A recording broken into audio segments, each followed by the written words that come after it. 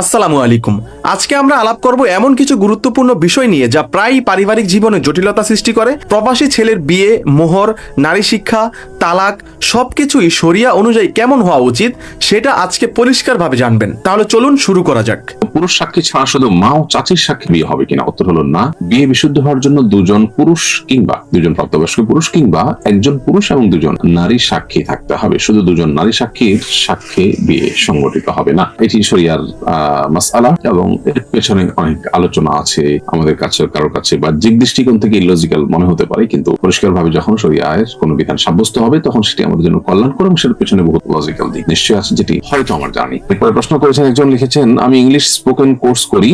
বিভিন্ন বাক্য মুখস্থ করতে গিয়ে আমি বিভিন্ন চিত্র স্মরণ করে থাকি। একবার আমি তোমার সাথে আমার সম্পর্ক নেই বাক্য উচ্চারণ করতে গিয়ে স্ত্রীর কথা মনে করি। এটি কি তালাক হয়ে গেছে? না, তালাক এত সহজ বিষয় না। আপনি পড়াশোনা করতে গিয়ে, ল্যাঙ্গুয়েজ শিখতে গিয়ে, ভাষা শিখতে গিয়ে তোমার সাথে আমার সম্পর্ক নেই এরকম একটা বাক্য আপনি বলেছেন আর স্ত্রীর কথা মাথায় এসেছে, এতেই আপনার তালাক হয়ে যাবে না। আপনি স্ত্রীকে নিয়ত করে যখন বলবেন যে আমি আমার স্ত্রীকে তার সাথে কোনো সম্পর্ক রাখলাম না, সেটাও তালাকে কেনায়া হতে পারে যদি সেটা তালাকে নিয়তে বলেন এবং সে পরিবেশ যদি থাকে। তখন এখানে আপনি শুধুমাত্র এরকম কথা বলেছেন আর তার কথা মাথায় শুধু আসছে, তাতে আপনার তালাক হবে না। হ্যাঁ, তালাকের নিয়ত থাকলে এবং অন্যান্য শর্ত পাওয়া গেলে সেক্ষেত্রে তালাক হওয়ার সুযোগ থাকবে। বাস্তবে সাবালক কিন্তু রাষ্ট্রীয় আইন অনুযায়ী এখনো বিয়ের উপযুক্ত নয়। এরকম ছেলে মেয়ে যদি কাবিন ছাড়া বিয়ে করে শরীয়ত মোতাবেক বিয়ে হবে কিনা? শরিয়ার ফতোয়া বা মাসআলা অনুযায়ী বিয়ে হয়ে যাবে। রাষ্ট্রের প্রচলিত আইনে বিয়ে না হওয়ার প্রশ্ন থাকতে পারে, সেটা রাষ্ট্রের আইন বিশেষজ্ঞ যারা তারা ভালো বলতে পারবেন। তবে শরিয়ার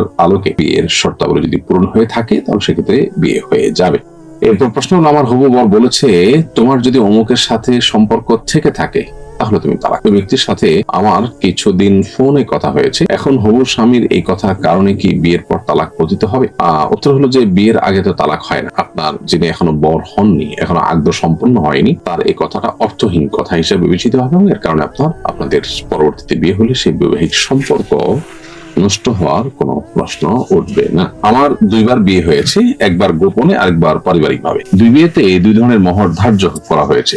গোপনে বিয়ের সময় 5 লাখ টাকা মোহর ধার্য হয়েছিল, পারিবারিক বিয়ের সময় 10 লাখ টাকা ধার্য হয়েছে। আমি কোন মোহর পাবো? যেমন এই প্রশ্ন করেছেন তার এই প্রশ্ন উত্তরে আমরা বলতে চাই যে আপনার দ্বিতীয় বিয়েটার মিনিংটা আগে পরিষ্কার করতে হবে। প্রথম বিয়েটা যদি শরিয়া সম্মতভাবে হয়ে থাকে, যদিও শরীয়ত গোপনে বিয়ে না করে প্রকাশ্যে খুল্লম খোলা বিয়ে করতে আমাদেরকে নির্দেশনা দিয়েছে, কিন্তু বিয়ের শর্তগুলো পূরণ করে যদি কেউ গোপনে বিয়ে করে তাহলে তার বিয়ে বিশুদ্ধ হয়ে যেতে পারে। সাক্ষীর উপস্থিতি সহ বিয়ের জন্য যা যা অপরিহার্য সেগুলো ঠিকই ছিল, বাট জানাজানি করে করা হয়নি পারিবারিক ভাবে। এরকম যদি হয়, বিয়ের শর্ত পূরণ করে যদি বিয়ে করেন এবং শরিয়ার দৃষ্টিকোণ থেকে বিশুদ্ধ হওয়ার জন্য যা যা দরকার সেটা যদি সে উপাদান যদি থেকে থাকে প্রথম বিয়েতে, তাহলে সেটা বিয়ে হয়ে গেছে। পরের বিয়েটা অপ্রয়োজনীয়। এই বিয়েটা শুধুমাত্র পারিবারিক ভাবে সবাইকে জানিয়ে না করাতে সবাই মনে কষ্ট পাবে, এই জায়গা থেকে যদি করেন তাহলে এটা একরকম হাজল বা অহেতুক অনর্থক, জাস্ট আপনি অভিনয় করলেন এরকম একটা বিষয়। তাহলে সেক্ষেত্রে প্রথম মহরই ধার্য এবং চূড়ান্ত হবে, আপনি 5 লাখ টাকাই পাবেন। আর যদি আপনারা মনে করেন যে না, প্রথমটা আমাদের ঠিক হয়নি, বরং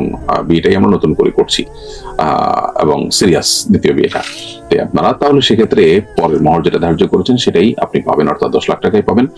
এবং এক্ষেত্রে আগের বিয়ে যে বিশুদ্ধ হয়েছিল সেটির পরে আবার 10 লাখ নির্ধারণ করেছেন, এটা হবে জিয়াদাতুন ফিল মোহর বা মোহর বৃদ্ধি করার শামিল। মোহর নির্ধারণের পরে স্বামী স্ত্রী উভয় সম্মতিতে তারা আবার বৃদ্ধিও করতে পারেন।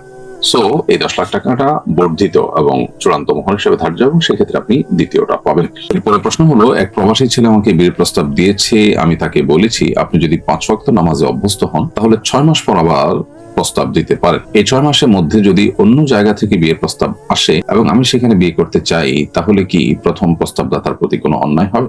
খুবই গুরুত্বপূর্ণ প্রশ্ন প্রিয় বোন। আপনার প্রশ্ন উত্তর হলো যে আপনি তাকে যেহেতু বলেছেন যে আপনি 6 মাস 5 ওয়াক্ত নামাজে অভ্যস্ত হওয়ার চেষ্টা করুন, যদি আপনি এটা করতে পারেন তাহলে আপনি আবারও প্রস্তাব দিতে পারেন এবং সেটাকে বিবেচনা করুন। তার মানে আপনি তাকে একরকম প্রতিশ্রুতি দিয়েছেন, তাহলে পুনঃপ্রস্তাবনার জন্য তাকে একটা শর্ত দিয়েছেন, সেই শর্ত তিনি পূরণ করছেন আপনার দেওয়া সময়ের মধ্যে, তাহলে তার সাথে আপনার একটা কমিটমেন্টের মতো হয়ে গেল। এখন যদি আপনি অন্য কোথাও বিয়ে করে ফেলেন তাহলে তো তার আর প্রস্তাবনা দেওয়ার পথ থাকছে না। তাহলে ব্যাপারটা এরকম হয় যে আপনি তাকে একটা কাজে লাগালেন একটা কথা বলে, অথচ সেই কাজটা করে আসার পর আর তার সাথে কৃত ওয়াদা আপনি রক্ষা করার রাস্তা খোলা রাখলেন না। এই জন্য অন্য কোথাও তার সাথে এই আলোচনা চলাকালীন সময় অন্য কোথাও বিয়ে বন্ধনে আবদ্ধ হওয়া আপনার জন্য জায়েজ হবে না। তবে তার সাথে কথা বলে তিনি যদি সম্মত হন বা তিনি যদি তার হক ছেড়ে দেন তাহলে ভিন্ন কথা। আজকের আলোচনাটি এখানেই শেষ হচ্ছে। যদি আপনি পারিবারিক মাসালা এবং বিয়ে তালাক সম্পর্কিত আরো শরিয়া অনুযায়ী তথ্য জানতে চান তাহলে লাইক দিন, সাবস্ক্রাইব করুন এবং শেয়ার করতে ভুলবেন না। আল্লাহ হাফেজ।